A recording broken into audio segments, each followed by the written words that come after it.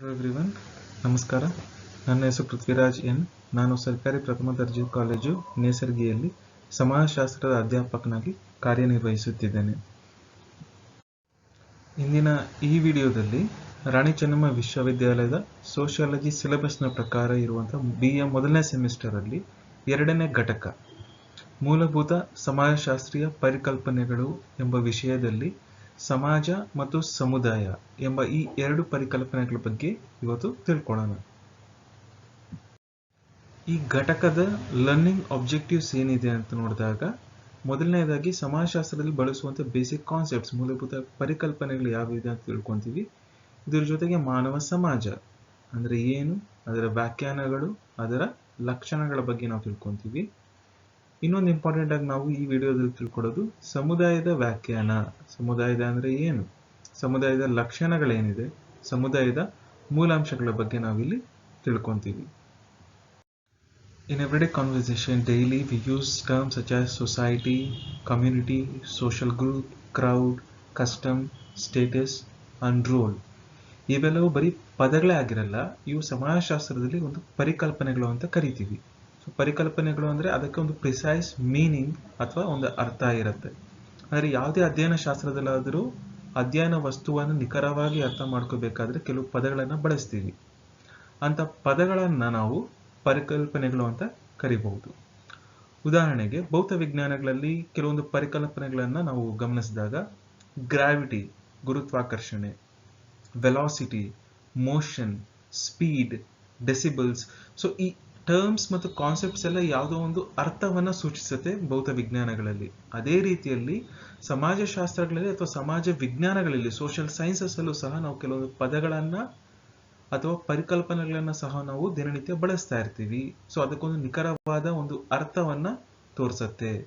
So ಈಗ ಸಮಾಜಶಾಸ್ತ್ರದಲ್ಲಿ ಬರುವಂತಹ ಮೂಲಭೂತ ಪರಿಕಲ್ಪನೆಗಳು ಅಥವಾ ಬೇಸಿಕ್ ಕಾನ್ಸೆಪ್ಟ್ಸ್ ಯಾವ್ದಿದೆ ಅಂತ ನಾವು ಇವಾಗ ತಿಳ್ಕೊಂತ ಇದ್ದಾಗ, ಸಮಾಜ, ಸಮುದಾಯ ಅನ್ನೋದನ್ನ ಈ ವಿಡಿಯೋದಲ್ಲಿ ನಾವು ತಿಳ್ಕೊಂತೀವಿ. ಈಗ ನಾವು ಫಸ್ಟ್ ಕಾನ್ಸೆಪ್ಟ್ ಆದಂತ ಸಮಾಜದ ಬಗ್ಗೆ ತಿಳ್ಕೊಳ್ಳೋಣ. Let us come to know the meaning and origin of the word society. The word society is derived from the Latin word socius. ಅಂದರೆ ಸಮಾಜ ಎಂಬುವ ಪದ ಲ್ಯಾಟಿನ್ ಪದದ ಸೋಷಿಯಸ್ ಎಂಬ ಪದದಿಂದ ಬಂದಿದೆ. ಅದರ ಅರ್ಥ ಕಂಪ್ಯಾನಿಯನ್ಶಿಪ್ ಆರ್ ಫ್ರೆಂಡ್ಶಿಪ್, ಜೊತೆಗಾರ ಅಥವಾ ಸಹಚಾರ ಎಂಬುವ ಅರ್ಥವನ್ನು ಸೂಚಿಸುವಂತ ಲ್ಯಾಟಿನ್ ಪದದ ಸೋಷಿಯಸ್ ಎಂಬ ಪದದಿಂದ ಬಂದಿರುವಂತ ಪದವೇ ಸಮಾಜ. ಸೊ ಅರಿಸ್ಟಾಟಲ್ನ ಫೇಮಸ್ ಕೊಟೇಶನ್ ಇದೆ, man is a social animal. ಅಂದ್ರೆ ಮಾನವ ಸಾಮಾಜಿಕ ಜೀವಿ ಅಂತ ಅರಿಸ್ಟಾಟಲ್ ಅವರು ಆಗ್ಲೇ ಹೇಳಿದ್ದಾರೆ. So why does man need a society? Man need society for his living, working and enjoying life. It has become an essential condition for human life to arise and continue. So ಮಾನವ ಜೀವನ ಮತ್ತು ಸಮಾಜ ಎರಡು go together. Many sociologists have defined the term society.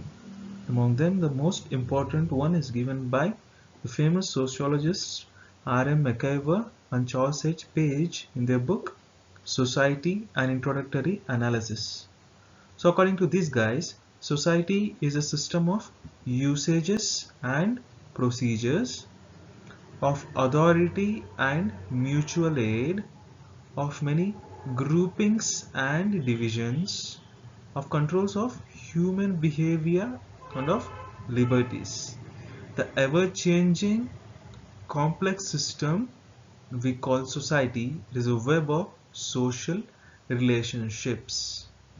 So Charles H page ಮತ್ತು R.M. McIver ಅವರ ಪ್ರಕಾರ ಸಮಾಜ ಅನ್ನೋದು ಹಲವಾರು ಆಚರಣೆಗಳು ಮತ್ತು ಕ್ರಮವಿಧಾನಗಳನ್ನು ಒಳಗೊಂಡಿರುವ, ಅಧಿಕಾರ ಮತ್ತು ಪರಸ್ಪರ ಸಹಾಯಗಳನ್ನು ಒಳಗೊಂಡಿರುವ ಹಲವಾರು ಸಮೂಹಗಳು ಮತ್ತು ವಿಂಗಡಣೆಗಳನ್ನು ಒಳಗೊಂಡಿರುವ, ಇದರ ಜೊತೆಗೆ ಮಾನವ ವರ್ತನೆಯ ಮೇಲೆ ನಿಯಂತ್ರಣ ಮತ್ತು ಸ್ವಾತಂತ್ರ್ಯಗಳನ್ನು ಒಳಗೊಂಡಿರುವ ಮತ್ತು ಸದಾ ಪರಿವರ್ತನೀಯವಾಗಿರುವಂತಹ ಮತ್ತು ಸದಾ ಪರಿವರ್ತನೆಯಾಗಿರುವಂತಹ ಒಂದು ಸಂಕೀರ್ಣ ವ್ಯವಸ್ಥೆ ಅಂತ ಏನಿದೆಯೋ ಅದನ್ನ ನಾವು ಸಮಾಜ ಅಂತ ಕರಿತೀವಿ.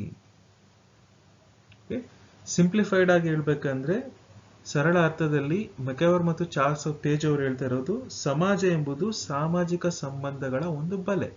It is a web of social relationships. Now let us look at the definition given by Calcutt Parsons in his book Encyclopedia of Social Sciences, published in the year 1934. According to him, society may be regarded as the most general term referring to the whole complex of relations of man to his fellows. Calcutt Parsons ಅವರ ಪ್ರಕಾರ ಇದೊಂದು ಸಂಕೀರ್ಣವಾದ ಒಂದು ವ್ಯವಸ್ಥೆ ಅಂತ ಹೇಳ್ಬೋದು. ಯಾವ ವ್ಯವಸ್ಥೆ? ಸೊ ಮಾನವನು ಇನ್ನೊಬ್ಬ ಮಾನವರ ಜೊತೆಗೆ ಇರುವಂತಹ ಒಂದು ಸಂಬಂಧಗಳ ಒಂದು ಸಂಕೀರ್ಣತೆ ಏನಿದೆಯೋ ಅದನ್ನು ನಾವು ಸಮಾಜ ಅಂತ ಕರಿತೀವಿ ಅಂತ ಹೇಳಿ ಪಾರ್ಸನ್ಸ್ ಅವರು ಹೇಳ್ತಿದ್ದಾರೆ. ಪ್ರೊಫೆಸರ್ ಗಿಡಿಂಗ್ಸ್ ಅವರ ಪ್ರಕಾರ ಸೊಸೈಟಿ ಇಸ್ ದ ಯೂನಿಯನ್ ಇಟ್ ಸೆಲ್ಫ್, the organisation, the sum total of former relations in which associating individuals are bound together. So ಸಮಾಜದಲ್ಲಿರುವಂತಹ ವ್ಯಕ್ತಿಗಳ ಜೊತೆಗೆ ಇರುವಂತಹ ಔಪಚಾರಿಕ ಸಂಬಂಧಗಳ ಒಟ್ಟಾರೆಯ ಆ ವ್ಯವಸ್ಥೆ ಏನಿದೆಯೋ ಅದನ್ನ ನಾವು ಸಮಾಜ ಅಂತ ಕರಿತೀವಿ ಅಂತ ಪ್ರೊಫೆಸರ್ ಗಿಡ್ಡಿಂಗ್ಸ್ ಹೇಳ್ತಾ ಇದ್ದಾರೆ. ಸೊ ಇಲ್ಲಿವರೆಗೂ ನಾವು 3 ಡೆಫಿನೇಷನ್ಸ್ ಅನ್ನು ನೋಡಿದ್ವಿ. ಒಂದು ಮೆಕೆವರ್ ಪೇಜ್ ಅವರ ಡೆಫಿನೇಷನ್, ಟಾಲ್ಕಟ್ ಪಾರ್ಸನ್ಸ್ ಅವರ ಡೆಫಿನೇಷನ್ಸ್ ಮತ್ತು ಪ್ರೊಫೆಸರ್ ಗಿಡ್ಡಿಂಗ್ಸ್ ಅವರ ಡೆಫಿನೇಷನ್. ಸೊ ಈ 3 ಡೆಫಿನೇಷನ್ಸ್ ಅನ್ನು ನಾವು ಸರಿಯಾಗಿ ಗಮನಿಸಿದಾಗ ಕಾಮನ್ ಪಾಯಿಂಟ್ ಏನಿದೆ ಅಲ್ಲಿ, ಸಂಬಂಧಗಳು. ಸೊ ಮಾನವ ಸಂಬಂಧಗಳಲ್ಲಿರುವಂತಹ ಒಂದು ನಿಕಟವಾದ ಒಂದು ವ್ಯವಸ್ಥೆ ಏನಿರುತ್ತೋ ಅದನ್ನ ಸಮಾಜ ಅಂತ ಕರಿತೀವಿ. ಸೊ ಇಲ್ಲಿವರೆಗೂ ವ್ಯಾಖ್ಯಾನಗಳು ನಿಮ್ಗೆ ಕ್ಲಿಯರ್ ಆಗಿದೆ ಅಂತ ಅನ್ಕೊಂತೀವಿ. ಸೊ ನೆಕ್ಸ್ಟ್ ನಾವು ಸಮಾಜ ಅದರ ಲಕ್ಷಣಗಳ ಬಗ್ಗೆ ತಿಳ್ಕೊಳ್ಳೋಣ. There are around 11 characteristics of society. So I will try explaining each and every one of it through an example. So the first and primary characteristic of society is it consists of people. It is composed of people. So without students and teachers, ಯಾವ ರೀತಿ college ಮತ್ತು university ಇರಲ್ವೋ ಅದೇ ರೀತಿಯಲ್ಲಿ ಜನರೇ ಇಲ್ಲದೆ ಸಮಾಜವೂ ಸಹ ಇರೋದಕ್ಕೆ ಸಾಧ್ಯವಿಲ್ಲ. ಸೊ ಅದರಲ್ಲಿ ಹಲವಾರು ಸಂಘಗಳು ಮತ್ತು ಸಮೂಹಗಳು ಸಹ ಸೇರಿರ್ತವೆ. Second characteristic is society is abstract. So ಸಮಾಜವು ಅಮೂರ್ತ ರೂಪದಲ್ಲಿದೆ ಅಂತ ಇಲ್ಲಿ ಹೇಳ್ತೀವಿ. ಸೊ ಯಾಕೆ ಅದನ್ನು ಅಮೂರ್ತ ರೂಪದಲ್ಲಿ ಇದೆ ಅಂತ ಹೇಳ್ತೀವಿ? ಬಿಕಾಸ್ ಸಮಾಜವು ಸಾಮಾಜಿಕ ಸಂಬಂಧಗಳ ಬಲೆ ಅಂತ ನಾವು ಆಗ್ಲೇ ಡಿಸ್ಕಸ್ ಮಾಡಿರೋ ರೀತಿಯಲ್ಲಿ ಆ ಸಾಮಾಜಿಕ ಸಂಬಂಧಗಳನ್ನ ನಾವು ಕಾಲ್ಪನಿಕ ಅಥವಾ ಅನುಭವದ ಮೂಲಕ ಅರಿತುಕೊಳ್ಳಬಹುದೇ ವಿನಃ ಅದು ನಮ್ಮ ನೋಟಕ್ಕೆ ಅಥವಾ ಸ್ಪರ್ಶಕ್ಕೆ ಸಿಗುವುದಿಲ್ಲ. ಅದಕ್ಕೆ ನಾವು ಸಮಾಜವನ್ನ ಅಮೂರ್ತದ್ದು ಅಂತ ಕರಿತೀವಿ. ಥರ್ಡ್ ಕ್ಯಾರೆಕ್ಟರಿಸ್ಟಿಕ್ ಇಸ್ ಲೈಕ್ನೆಸ್ ಅಥವಾ ದೈಹಿಕ ಮತ್ತು ಮಾನಸಿಕ ಹೋಲಿಕೆಯೇ ಸಮಾಜದ ಆಧಾರ. ಓಕೆ, ಸೊ ಈ ಮಾನಸಿಕ ಮತ್ತು ದೈಹಿಕ ಹೋಲಿಕೆಯಿಂದನೇ ಸಮಾಜದಲ್ಲಿ ಒಡನಾಟ, ಅನ್ಯೋನ್ಯತೆ, ಸಹಕಾರ, ಇದರ ಜೊತೆಗೆ ಏಕರೀತಿಯ ಭಾವನೆ ಮತ್ತು ವರ್ತನೆಯೂ ಸಹ ನಮಗೆ ಕಾಣುತ್ತೆ. ಇಲ್ಲಿ ಈ ಸಮಾನ ಸ್ವಭಾವ ಅಥವಾ ಲೈಕ್ನೆಸ್ ಅನ್ನ ಇಲ್ಲಿ ಪ್ರೊಫೆಸರ್ ಗಿಡಿಂಗ್ಸ್ ಅವರು ಏನಂತ ಕರೀತಾರೆ, ಇದನ್ನ ತದೇಕ ಪ್ರಜ್ಞೆ ಅಂತ ಕರೀತಾರೆ ಅಥವಾ ಕಾನ್ಶಿಯಸ್ನೆಸ್ ಆಫ್ ಕೈಂಡ್ ಅಂತ ಅವರು ಕರೀತಾರೆ. Another characteristic of society is difference. So ಯಾವ ರೀತಿ ಸಮಾಜದಲ್ಲಿ ಲೈಕ್ನೆಸ್ ಅಥವಾ ಹೋಲಿಕೆ ಇರುತ್ತೋ ಅದೇ ರೀತಿಯಲ್ಲಿ ಭಿನ್ನತೆ ಮತ್ತು ವ್ಯತ್ಯಾಸಗಳು ಸಹ ಸಮಾಜದಲ್ಲಿ ನಾವು ಕಾಣ್ತೀವಿ. ಅದು ದೈಹಿಕವಾಗಾದ್ರೂ ಆಗಿರ್ಬೋದು ಅಥವಾ ಮಾನಸಿಕವಾದ್ರೂ ಆಗಿರ್ಬೋದು. ಸೊ ಯಾವುದೇ ಸಮಾಜವನ್ನು ನಾವು ನೋಡಿದಾಗ ಸಾಮಾನ್ಯವಾಗಿ ನಮಗೆ ಕಾಣುವಂತಹ ಭಿನ್ನತೆ ಯಾವುದು? ಜೈವಿಕ ಭಿನ್ನತೆ. ಉದಾಹರಣೆಗೆ ಸ್ತ್ರೀಯರು ಮತ್ತು ಪುರುಷರು ಎಂಬ ಲಿಂಗ ಭಿನ್ನದಿಂದ ಒಂದು ಕುಟುಂಬ ಅನ್ನುವ ಒಂದು ವ್ಯವಸ್ಥೆ ಸ್ಥಾಪನೆ ಆಗುತ್ತೆ. Okay, so due to the differences between the sexes of men and women, a social institution of family is established. ಅದೇ ರೀತಿಯಲ್ಲಿ ಜನರ ಆಸಕ್ತಿಯಲ್ಲಿ ಭಿನ್ನತೆ ಇರುತ್ತೆ, ಅಭಿರುಚಿ ಭಿನ್ನತೆ, ಭಾವನೆಗಳ ಭಿನ್ನತೆ, ಪ್ರತಿಭೆಯ ಭಿನ್ನತೆ ಮುಂತಾದ ಭಿನ್ನತೆಗಳ ಕಾರಣದಿಂದ ಸಮಾಜದಲ್ಲಿ ನಾವು ಕೃಷಿಕರನ್ನ, ಕಾರ್ಮಿಕರನ್ನ, ಸೈನಿಕರನ್ನ, ಶಿಕ್ಷಕರನ್ನ, ವೈದ್ಯರನ್ನ ಇಂಥ ಹಲವಾರು ವೈವಿಧ್ಯಮಯ ಜನರನ್ನ ಸಮಾಜದಲ್ಲಿ ನಾವು ಕಾಣಬಹುದು. Next fifth characteristic is the reciprocity or mutual awareness between the members of society. So ಸಾಮಾಜಿಕ ಆಗ್ಲೇ ನಾವು ವ್ಯಾಖ್ಯಾನದಲ್ಲಿ ತಿಳ್ಕೊಂಡಂತೆ ಸಮಾಜವು ಸಾಮಾಜಿಕ ಸಂಬಂಧಗಳ ಬಲೆ. ಆದರೆ ಎಲ್ಲಾ ಸಂಬಂಧಗಳನ್ನು ನಾವು ಸಾಮಾಜಿಕ ಸಂಬಂಧಗಳಲ್ಲ. ಓಕೆ, ಎಲ್ಲಾ ಸಂಬಂಧಗಳು ಸಾಮಾಜಿಕ ಸಂಬಂಧಗಳೇ ಅಂತ ಕರೆಯಕ್ಕಾಗಲ್ಲ. ಯಾವಾಗ ಆ ಸದಸ್ಯರು ಆ ಸದಸ್ಯರ ನಡುವೆ ಪರಸ್ಪರ ಅರಿವು ಮತ್ತು ಪರಸ್ಪರ ಅಂತಹ ಕ್ರಿಯೆ ಇರುತ್ತೋ. So when there is mutual awareness and mutual interaction among the individuals of the society, then it can be called as society. So ಆಗ ಸಾಮಾಜಿಕ ಸಂಬಂಧಗಳು ಸೃಷ್ಟಿಯಾಗತ್ತೆ. ಅಂದರೆ ಪರಸ್ಪರ ಅರಿವು ಇಲ್ಲದೆ ಸಮಾಜವು ಇರುವುದಕ್ಕೆ ಸಾಧ್ಯವಿಲ್ಲ. The next sixth point is interdependence, ಪರಸ್ಪರ ಅವಲಂಬನೆ. ಸೊ ಜನರು ತಮ್ಮ ಬೇಡಿಕೆಗಳ ಈಡೇರಿಕೆಗಾಗಿ, ಅವರ ಆಸಕ್ತಿಗಳ ಪೂರೈಕೆಗಾಗಿ ಇತರರ ಮೇಲೆ ಅವಲಂಬನೆ ಆಗಲೇಬೇಕಾಗತ್ತೆ. ಫಾರ್ ಎಕ್ಸಾಂಪಲ್, ಕುಟುಂಬ ಅನ್ನುವ ಸಾಮಾಜಿಕ ಸಂಸ್ಥೆಯನ್ನು ತಗೊಂಡಾಗ ಓಕೆ, ಸ್ತ್ರೀ ಮತ್ತು ಪುರುಷರ ಪರಸ್ಪರ ಅವಲಂಬನೆಯ ಮೇಲೆನೆ ಅದು ನಿಂತಿದೆ. ಓಕೆ, ಅದೇ ರೀತಿಯಲ್ಲಿ ಸಮಾಜದಲ್ಲಿ ಹಲವಾರು ಸಮೂಹಗಳು, ಸಮುದಾಯಗಳು ಮತ್ತು ದೇಶಗಳು ಕೂಡ ಪರಸ್ಪರ ಅವಲಂಬನೆಯ ಮೇಲೆಯೇ ಕಾರ್ಯನಿರ್ವಹಿಸ್ತಾ ಇವೆ. So society implies interdependence. So Aristotle ಹೇಳಿರೋ ತರನೇ man is a social animal, he cannot live alone. So ಪರಸ್ಪರ ಅವಲಂಬನೆ. Next important characteristic of society is cooperation, sahakara. So without cooperation, no society can exist. If the members of the societies do not work together, then the common purposes and their common needs cannot be met. ಅಲ್ವಾ? ಸಹಕಾರವಿಲ್ಲದೆ ಸಮಾಜವು ಉಳಿಯುವುದೇ ಇಲ್ಲ. So ಅದಕ್ಕೆ P Gisbert ಅವರು ಹೇಳಿರುವಂತೆ cooperation is the most elementary process of social life without which society is impossible. So P Gisbert ಅವರು ಹೇಳುವ ಪ್ರಕಾರ ಸಾಮಾಜಿಕ ಜೀವನದಲ್ಲಿ ಸಹಕಾರವೇ ಒಂದು ಮೂಲಭೂತ ಪ್ರಾಥಮಿಕ ಪ್ರಕ್ರಿಯೆ. ಓಕೆ, ಸಹಕಾರವೇ ಒಂದು ಮೂಲಭೂತ ಪ್ರಾಥಮಿಕ ಪ್ರಕ್ರಿಯೆ ಮತ್ತು ಆ ಪ್ರಕ್ರಿಯೆ ಇಲ್ಲದೆ ಇದ್ದಲ್ಲಿ ಸಮಾಜವು ಇರುವುದಕ್ಕೆ ಅಸಾಧ್ಯ ಅಂತ ಅವರು ಹೇಳ್ತಾರೆ. Okay, next eighth characteristic of society is conflict, ಸಂಘರ್ಷ. ಓಕೆ, ಮಾನವ ಸಮಾಜದಲ್ಲಿ ಎಲ್ಲಾ ಕಾಲಘಟ್ಟದಲ್ಲಿ ನಾವು ನೋಡುವುದಾದರೆ ಸಂಘರ್ಷ ಒಂದು ಪ್ರಮುಖ ವಿದ್ಯಮಾನವಾಗಿರುತ್ತೆ. Okay, no society is free of conflict. Everything has been arised due to the phenomenon of conflict. ಅಲ್ವಾ? ಇಲ್ಲಿಯವರೆಗೆ ಸಮಾಜದಲ್ಲಿ ಇರುವಂತಹ ಎಲ್ಲವೂ ಅಸ್ತಿತ್ವಕ್ಕೆ ಬರಲು ಸಂಘರ್ಷವೇ ಒಂದು ಬಹುಮುಖ್ಯ ಕಾರಣವಾಗಿದೆ ಅಂತ ನಾವಿಲ್ಲಿ ಹೇಳ್ಬೋದು. Next one, division of labour, ಶ್ರಮ ವಿಭಜನೆ. ಯಾವುದೇ ಒಂದು ಕಾರ್ಯವನ್ನು ಜನರು ತಮ್ಮ ಆಸಕ್ತಿ, ಅಭಿರುಚಿ, ವಯೋಮಾನ ಹಾಗೂ ಲಿಂಗಭೇದ ಮುಂತಾದವುಗಳ ಆಧಾರದ ಮೇಲೆ ತಮ್ಮೊಳಗೆ ಹಂಚಿಕೊಂಡು ದುಡಿಯುವುದನ್ನ ನಾವು ಶ್ರಮ ವಿಭಜನೆ ಅಂತ ಕರಿತೀವಿ. Okay, for example, A common task of producing cotton clothes. Okay, cotton ಬಟ್ಟೆಯನ್ನ ಉತ್ಪಾದನೆ ಮಾಡುವುದಕ್ಕೆ ಯಾರ್ಯಾರ ಸಹಕಾರ ಬೇಕಾಗತ್ತೆ? ಹತ್ತಿಯನ್ನು ಬೆಳೆಸುವಂತಹ ರೈತದಿಂದ ಹಿಡಿದು, ಅದನ್ನ ಒಲಿಯುವಂತ ವ್ಯಕ್ತಿಯಿಂದ ಹಿಡಿದು, ಅದಕ್ಕೆ ಡೈ ಅಥವಾ ಕಲ್ಲರನ್ನ ಬಳಸುವಂತ ವ್ಯಕ್ತಿಯಿಂದ ಹಿಡಿದು, ಅದನ್ನು ಮಾರಾಟ ಮಾಡುವಂತ ಮರ್ಚೆಂಟ್ ಅಥವಾ ವ್ಯಾಪಾರಸ್ಥನವರೆಗೂ ಶ್ರಮ ಹಂಚಿಕೆಯಾಗಿದೆ ಅಲ್ವಾ? ಸೊ ಅದೇ ರೀತಿಯಲ್ಲಿ ಸಮಾಜದಲ್ಲಿ ಪ್ರತಿಯೊಂದವೂ ಸಹ ಈ ಶ್ರಮ ವಿಭಜನೆಯ ಮೇಲೆಯೇ ಆಧಾರವಾಗಿದೆ. ಸೊ ಇದು important characteristic of society. Next 10th point, 10th characteristic is ಸಮಾಜವು ಗತಿಶೀಲವಾದದ್ದು. Society is dynamic. ಸೊ ಅದು ನಿಂತ ನೀರಂತ ಇಲ್ಲ. ಸಮಾಜವು ಗತಿಶೀಲವಾದ ಒಂದು ವ್ಯವಸ್ಥೆ. ಅದು ಭೌತಿಕ ಕಾರಣದಿಂದ ಆಗಿರ್ಬೋದು, ಜೈವಿಕ ಕಾರಣದಿಂದ ಆಗಿರ್ಬೋದು, ತಾಂತ್ರಿಕ ಕಾರಣದಿಂದ ಆಗಿರ್ಬೋದು, ಅಥವಾ ಸಾಂಸ್ಕೃತಿಕ ಅಂಶಗಳಿಂದ ಆಗಿರ್ಬೋದು, ಸಾಮಾಜಿಕ ಪರಿವರ್ತನೆ ಆಗ್ತಾನೆ ಇರುತ್ತೆ. ಸೊ ಸಾಮಾಜಿಕ ಪರಿವರ್ತನೆ ಆಗ್ತಾ ಸಮಾಜವು ಸಹ ಬದಲಾವಣೆ ಆಗ್ತಾ ಇರುತ್ತೆ.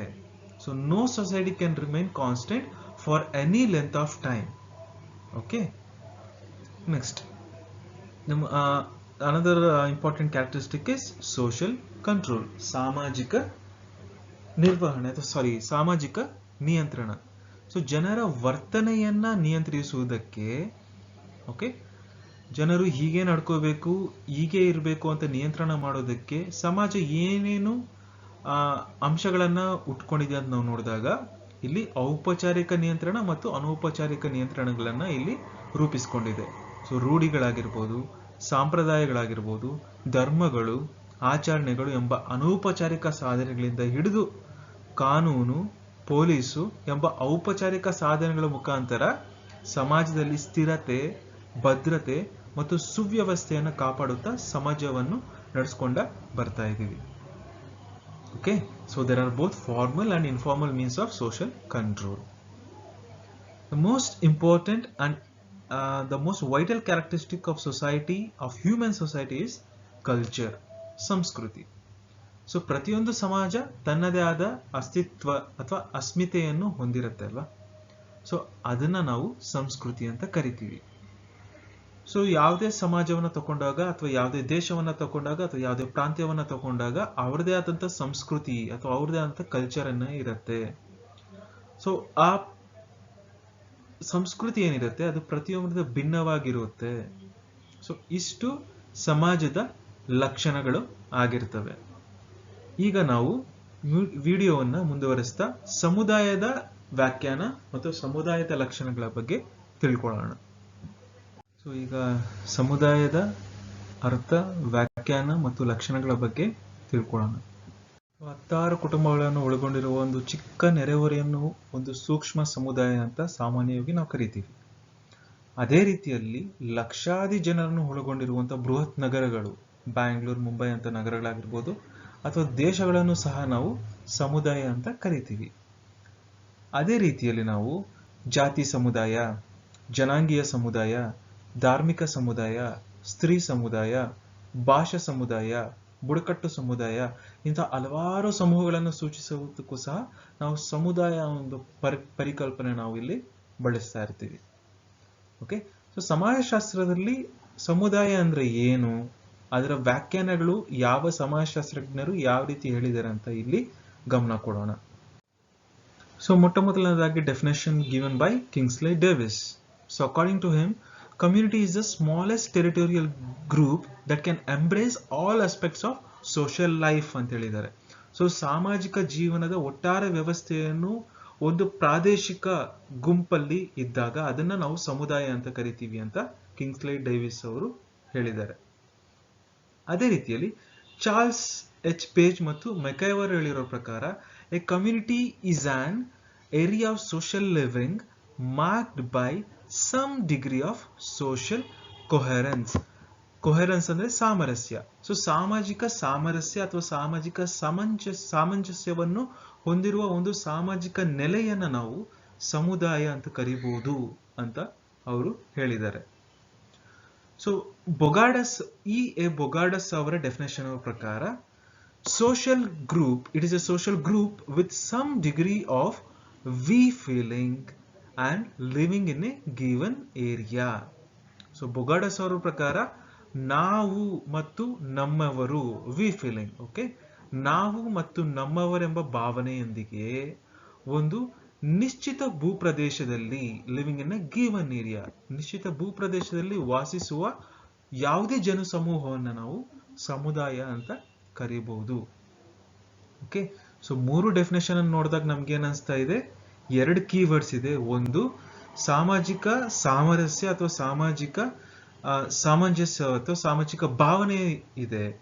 ಅದರ ಜೊತೆಗೆ ಒಂದು ಪ್ರದೇಶದಲ್ಲಿ ಅಥವಾ ಒಂದು ನಿಶ್ಚಿತ ಭೂಪ್ರದೇಶದಲ್ಲಿ ವಾಸ ಮಾಡ್ತಾ ಇದ್ದಾರೆ. ಸೊ ಈ 2 ಅಂಶವನ್ನ ಇರುವಂತಹ ಒಂದು ಜನಸಮೂಹವನ್ನ ನಾವು ಸಮುದಾಯ ಅಂತ ಕರಿತೀವಿ. So let us look at the characteristics of community. The first primary characteristic of community is it is a group of people. So community is a totality of individuals with similar conditions of life. Thus it is a group of people living together similarly. ಅಂದ್ರೆ ಸಮಾನ ಜೀವನ ವಿಧಾನಗಳನ್ನು ಹೊಂದಿರುವಂತಹ ಒಂದು ಜನರ ಸಮೂಹ ಏನಿದೆಯೋ ಅದನ್ನು ನಾವು ಸಮುದಾಯ ಅಂತ ಕರೀಬಹುದು. ಎರಡನೇದಾಗಿ ನ್ಯಾಚುರಾಲಿಟಿ ಅಥವಾ ಸ್ವಾಭಾವಿಕತೆ. A community is not deliberately or purposefully created.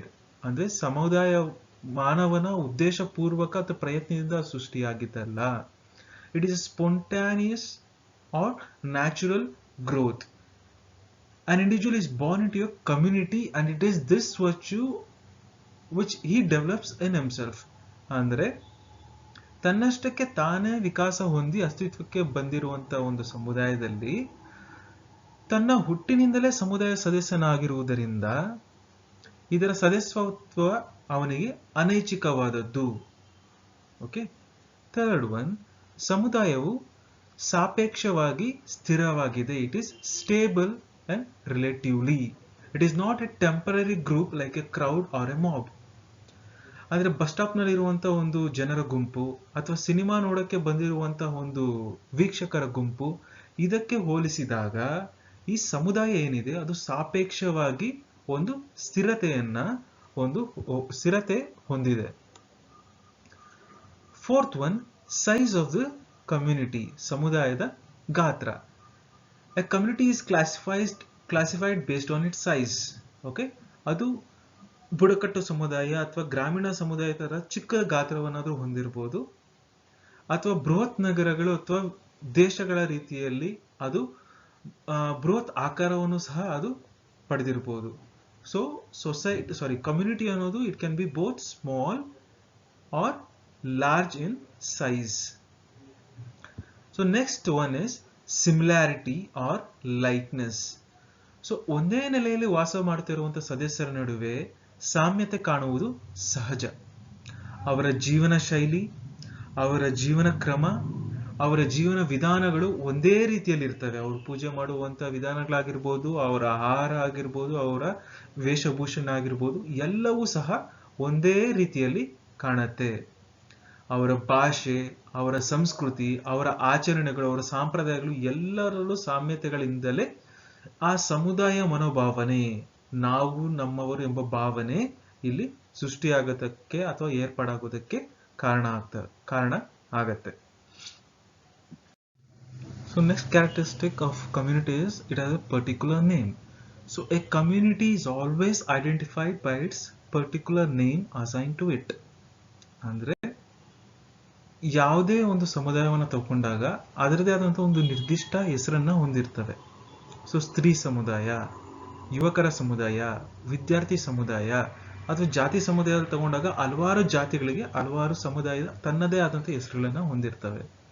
ಕಾರ್ಮಿಕರ ಸಮುದಾಯ ತಗೊಂಡಾಗ ಅವ್ರದೇ ಆದಂತ ಒಂದು ಹೆಸರನ್ನ ಹೊಂದಿರ್ತವೆ. ಸೊ ಅದು ಗಾತ್ರದಿಂದ ಆಗಿರ್ಬೋದು, ಅಥವಾ ಭೌಗೋಳಿಕ ಲಕ್ಷಣಗಳಿಂದ ಆಗಿರ್ಬೋದು, ಅಥವಾ ಸಾಂಸ್ಕೃತಿಕ ಆಧಾರದ ಮೇಲೆ ಆಗಿರ್ಬೋದು, ಅದರ ಹೆಸರುಗಳನ್ನ ಸೂಚಿಸುತ್ತೆ. ಓಕೆ. ಅದು ಯಾವ ಸಮುದಾಯ ಅಥವಾ ಯಾವ ಗುರಿಗಳನ್ನ ಅಥವಾ ಉದ್ದೇಶಗಳನ್ನ ಹೊಂದಿದೆ ಅಂತ ನಮ್ಗೆ ಕ್ಲಿಯರ್ ಆಗಿ ತೋರಿಸುತ್ತೆ ಅದು. So next characteristic is regulation of relationships. ಅಂದ್ರೆ ಸಂಬಂಧಗಳ ನಿಯಂತ್ರಣ. Every community develops in a course of time its own system of traditions, customs, morals, practices. Okay. ಈ bundle of rules and regulations ಏನ್ ಮಾಡತ್ತೆ, ಆ ಸಮುದಾಯದಲ್ಲಿರುವಂತಹ ವ್ಯಕ್ತಿಗಳ ಸಂಬಂಧಗಳನ್ನ ನಿಯಂತ್ರಣ ಮಾಡತ್ತೆ. ಅಂದ್ರೆ ಕಾಲಾನುಕ್ರಮದಲ್ಲಿ ಸಮುದಾಯಗಳು ತನ್ನದೇ ಆದ ಸಾಮಾಜಿಕ ನಿಯಮಗಳನ್ನ ಬೆಳೆಸಿ ತನ್ನ ಸದಸ್ಯರ ವರ್ತನೆಯನ್ನ ನಿಯಂತ್ರಿಸುವುದಕ್ಕೆ ಮಾಡತ್ತೆ. ಓಕೆ. ಅದು ಔಪಚಾರಿಕ ಸಾಮಾಜಿಕ ನಿಯಂತ್ರಣಗಳ ಮೂಲಕಗಳಾಗಿರ್ಬೋದು, ಅಂದ್ರೆ ರೂಢಿ ಸಂಪ್ರದಾಯ ಅದರಿಂದ ಆಗಿರ್ಬೋದು, ಅಥವಾ ಔಪಚಾರಿಕವಾಗಿರುವಂತಹ ಸಾಮಾಜಿಕ ನಿಯಂತ್ರಣ ವ್ಯವಸ್ಥೆಯಿಂದಾದ್ರೂ ಆಗಿರ್ಬೋದು, ಅಂದ್ರೆ ಕಾನೂನು, ಶಾಸನ, ಪೊಲೀಸ್. ಸೊ ಇಂತಹ ಲಕ್ಷಣಗಳ ಬಗ್ಗೆ ನಾವು ಇಲ್ಲಿವರೆಗೂ ತಿಳ್ಕೊಂಡ್ವಿ. ಅಂದ್ರೆ ಸಮುದಾಯದ ವ್ಯಾಖ್ಯಾನ ಮತ್ತು ಸಮುದಾಯದ ಲಕ್ಷಣಗಳು. ಸೊ ಈಗ ನಾವು ಸಮುದಾಯದ ಮುಖ್ಯ ಮೂಲಾಂಶಗಳು ಅಥವಾ ಮುಖ್ಯ ಮೂಲ ನೆಲೆಗಳ ಬಗ್ಗೆ ತಿಳ್ಕೊಳ್ಳೋಣ. So the elements of community ಬಗ್ಗೆ. So earlier we had discussed the definition given by McEver and Page regarding community. So according to them, the community is an area of social living marked by some degree of social coherence. ಅಂದ್ರೆ ಸಾಮಾಜಿಕ ಸಾಮರಸ್ಯ ಮತ್ತು ಸಾಮಾಜಿಕ ಸಾಮಂಜಸ್ಯವನ್ನು ಹೊಂದಿರುವಂತಹ ಒಂದು ಸಾಮಾಜಿಕ ನೆಲೆಯನ್ನ ನಾವು ಸಮುದಾಯ ಅಂತ ಕರೀಬಹುದು ಅಂತ ಮೆಕೆವರ್ ಮತ್ತು ಪೇಜ್ ಅವರು ವ್ಯಾಖ್ಯಾನಿಸಿದ್ರು. Okay. So according to them, the elements are basis of community are locality and community sentiment. ಅಂದ್ರೆ ಸಮುದಾಯದ ಮುಖ್ಯ ಮೂಲಾಂಶಗಳು ಅಥವಾ ಮುಖ್ಯ ಮೂಲ ನೆಲೆಗಳು ಮೆಕೆವರ್ ಮತ್ತು ಪೇಜ್ ಅವರ ಪ್ರಕಾರ ಲೊಕ್ಯಾಲಿಟಿ ಮತ್ತು ಕಮ್ಯುನಿಟಿ ಸೆಂಟಿಮೆಂಟ್, ಅಂದ್ರೆ ಸ್ಥಾನೀಯತೆ ಮತ್ತು ಸಾಮುದಾಯಿಕ ಮನೋಭಾವನೆ. So the first element of community is locality. So ಸಮುದಾಯದ ಮುಖ್ಯ ಮೂಲಾಂಶದಲ್ಲಿ ಪ್ರಾಥಮಿಕವಾಗಿ ಸ್ಥಾನೀಯತೆ ಅಂತ ಕರಿತೀವಿ. ಸೊ ಏನಿದು ಸ್ಥಾನೀಯತೆ ಅಂದ್ರೆ, ಸಮುದಾಯವು ಒಂದು ಪ್ರಾದೇಶಿಕ ಸಮೂಹ ಆಗಿದ್ದು ನಿರ್ದಿಷ್ಟ ಭೌತಿಕ ಸ್ಥಳವೊಂದರಲ್ಲಿ ಅದರ ಸದಸ್ಯರು ಶಾಶ್ವತವಾಗಿ ವಾಸ ಮಾಡುವ ಅಂಶವನ್ನೇ ನಾವು ಸ್ಥಾನೀಯತೆ ಅಂತ ಕರಿತೀವಿ.